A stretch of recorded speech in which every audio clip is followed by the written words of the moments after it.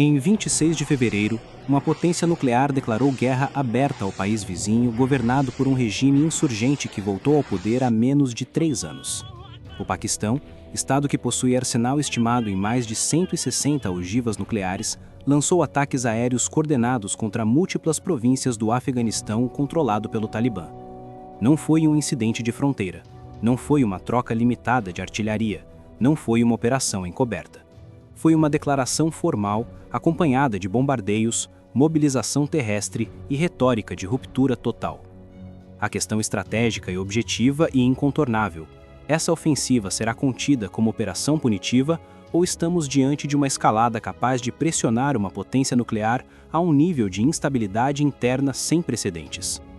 O estopim imediato remonta a 6 de fevereiro, quando um atentado suicida em uma mesquita xiita em Islamabad matou pelo menos 31 pessoas e feriu mais de 169, no ataque mais letal contra a capital paquistanesa em quase 2 décadas.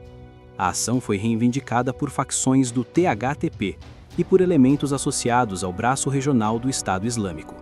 O governo paquistanês declarou possuir provas conclusivas de que lideranças do THTP operam a partir de território afegão com apoio logístico e tolerância do regime talibã.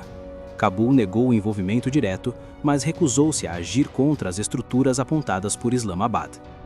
Em 22 de fevereiro, a Força Aérea do Paquistão realizou ataques no leste do Afeganistão contra o que classificou como bases militantes. O Talibã afirmou que áreas residenciais foram atingidas e prometeu retaliação proporcional. 4 dias depois, em 26 de fevereiro, a escalada assumiu caráter declarado de guerra. Segundo o ministro da Informação do Paquistão, Ataullah Tarar, os ataques aéreos precisos eliminaram 133 combatentes e feriram cerca de 200, atingindo depósitos de munição, centros de comando e instalações militares em províncias como Kandahar, Paktia e áreas próximas a Cabul. A operação foi descrita como ação decisiva após o esgotamento da paciência estratégica de Islamabad. A resposta do Talibã ocorreu na mesma noite, com confrontos ao longo da linha Durand, fronteira de aproximadamente 2.640 quilômetros que separa os dois países. O porta-voz Zabihullah Mujahid declarou que forças afegãs capturaram um posto militar paquistanês na região de Khost, causando dezenas de baixas e apreendendo armamentos. Em pronunciamento televisionado, o regime afegão elevou o tom ao afirmar que se o Paquistão se orgulha de suas armas nucleares e mísseis, o Afeganistão dispõe de batalhões de homens-bomba prontos para operações assimétricas. O efeito dominó já está em curso. Um atentado interno gera bombardeios transfronteiriços. Os bombardeios geram retaliação militar direta. A retaliação consolida a declaração formal de guerra. A guerra amplia o risco de infiltrações, células ativas e ataques urbanos dentro do território paquistanês. Esse ciclo desloca o centro de gravidade do conflito da fronteira montanhosa para grandes centros populacionais e, potencialmente, para infraestruturas estratégicas. Quando o país sob pressão é uma potência nuclear, a variável deixa de ser apenas militar e passa a ser estrutural. O Paquistão abriga dezenas de instalações militares sensíveis e mantém parte de seu arsenal nuclear distribuído sob doutrina de dissuasão mínima credível. A estabilidade interna é elemento central dessa arquitetura. O aumento de ataques do TTP desde o retorno do Talibã ao poder em 2021 já vinha pressionando as forças de segurança. A abertura de guerra formal contra Cabul adiciona sobrecarga operacional, amplia a necessidade de mobilização simultânea na fronteira e no interior e cria vulnerabilidade estratégica em caso de ataques coordenados. A retórica do Talibã sobre homens-bomba não é simbólica.